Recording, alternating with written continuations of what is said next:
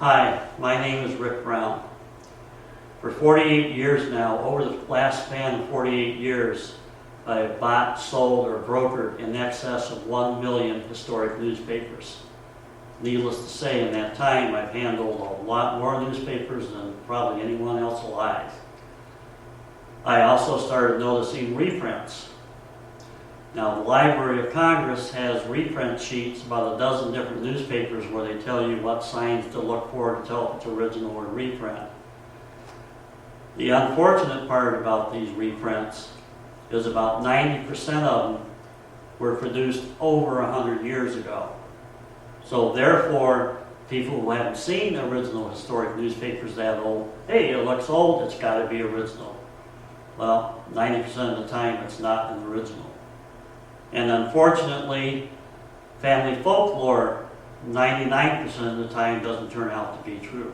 Well, it has to be an original because my great-great-grandfather fought in the Civil War and he was in Washington, D.C. when the assassination happened. He bought the newspaper, so it's got to be original.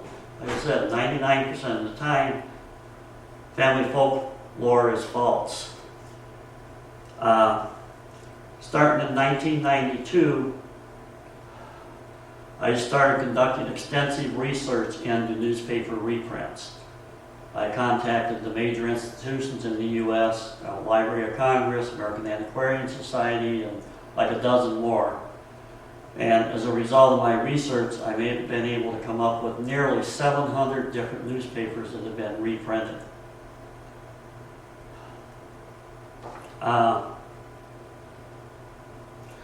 In my seminar, which lasts about an hour and a half, of how to detect newspaper reprints, I'll show you a dozen different signs, things you want to look for. If it's there, it's a reprint.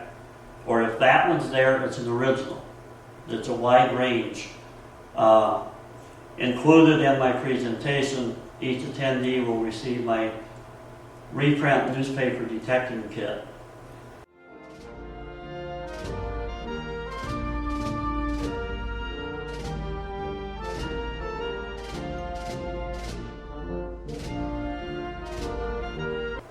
And it has actual paper samples from the various eras of when the originals would have been printed.